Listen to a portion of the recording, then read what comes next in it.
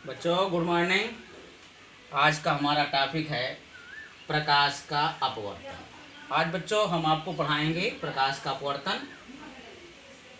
प्रकाश का अपवर्तन क्या होता है?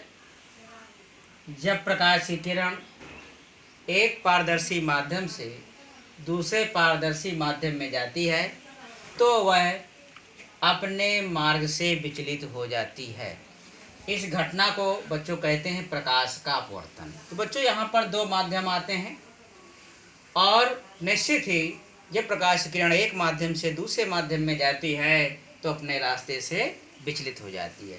क्यों रास्ते से विचलित हो जाती है? इसका रीजन है प्रकाश की चाल। प्रकाश की चाल जैसा कि आप जानते हैं, देखिए बच्चों यहाँ पे दिया हुआ है, एक कांच का गुटका लेते हैं। कांच का गुटका लेते हैं, कांच का गुटका, तो जो कांच का गुटका है यानी कांच हमारा कौन सा माध्यम है? सघन माध्यम है। और वायु क्या है बच्चों? विरल माध्यम है। तो एक हमने कांच का गुटका लिया और इसमें प्रकाश की किरण को पास कराते हैं। तो देखिए जब प्रकाश की किरण, ये प्रकाश की किरण यहाँ से आती है कांच के गुटके में, यहाँ पर टकराई, जहाँ पर टकराती है, टकराने के बाद देखिए ये कांच है, यहाँ पे हवा है, हवा से प्रकाश की किरण कांच में जा रही है तो इसका माध्यम चेंज हो गया। जैसे तो इसको देखिए बच्चों, इसको जाना चाहिए सीधे, लेकिन सीधे नहीं जाती बल्कि क्या हो जाती है? अपने रास्ते से विचलित हो जाती है। ठीक, तो ये माध्यम जैसे बदला तो उसका रास्ता भी बदल गया। तो ये जब प्रकाश किरण वायु से देखिए कांच में गई तो ये रास्ते से विचलित हो गई। ठीक है, और इसके बाद फिर यहाँ आई, यहाँ के बाद देखिए फिर इधर वायु है तो फिर देखिए रास्ता बदल गई। तो इस प्रकार से ये घटना क्या बच्चों? प्रकाश का अपवर्तन है। ठीक, अब यहाँ पे देख रहे हैं कि देखिए जहाँ पर प्रकाश किरण टकराती है और माध्यम, तो यहाँ पर एक अभिलंब हम खींच देते हैं, एक लंबवत रेखा जिसे अभिलंब कहते हैं। ठीक, तो इस प्रकार से जो किरण आती है उसको बच्चों कहते हैं आपतित किरण, और जो किरण जाती है अपवर्तित होती है, जिसका अपवर्तन होता है, या कह सकते हैं जो रास्ते से विचलित होती है, उसे कहते हैं बच्चों अपवर्तित किरण। तो इस प्रकार से यहाँ पर देखिए दो किरण है, आपतित किरण और अपवर्तित किरण। और देखिए यहाँ पर देख रहे हैं कि आपतित किरण और ये अभिलंब के बीच जो कोण बनता है इसे कहा जाता है आपतन कोण। अपवर्तित किरण और अभिलंब के बीच का जो कोण है इसे कहा जाता है अपवर्तन कोण। तो इस तरह से देखिए बच्चों यहाँ दो कोण बनते हैं। ठीक, और इसके बाद ये किरण देखिए यहाँ से निकल जाती है।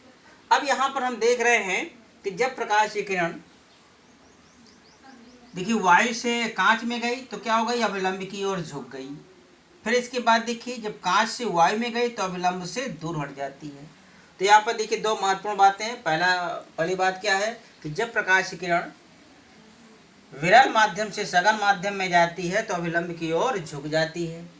दूसरा क्या है कि जब प्रकाश की किरण सघन माध्यम से विरल माध्यम में जाती है तो विलंब से दूर हट जाती है। ठीक, अब बच्चों इसी आधार पे हम पढ़ेंगे प्रकाश के अपवर्तन के नियम। अब इसी से बच्चों प्रकाश के अपवर्तन के दो नियम होते हैं। पहला नियम क्या है? आपतित किरण, अपवर्तित किरण तथा अभिलंब तीनों एक तल पर होते हैं। इसका मतलब क्या हो गया? देखिए ये आपतित किरण है, ये अपवर्तित किरण है और अभिलंब, तीनों देखिए यहाँ पर इस पॉइंट पर मिलते हैं। यहाँ मिले आपतित किरण और ये अपवर्तित किरण, ये अभिलंब, तीनों यहाँ पे मिल रहे हैं। तो ये पहला नियम हो गया।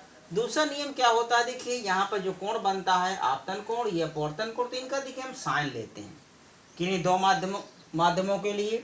एक ही रंग की प्रकाश की किरण के लिए, अगर प्रकाश का रंग नहीं चेंज होता है, एक ही रंग की प्रकाश है, तो किन्हीं दो माध्यमों के लिए आपतन कोण का साइन और अपवर्तन कोण का साइन, दोनों का जो रेशियो होता है वो क्या होता है बच्चों? नियतांक होता है। अर्थात ये नियत रहता है और इसी नियतांक को कहा जाता है पहले माध्यम के सापेक्ष दूसरे माध्यम का अपवर्तनांक, रिफ्रैक्टिव इंडेक्स इसे कहते हैं बच्चों।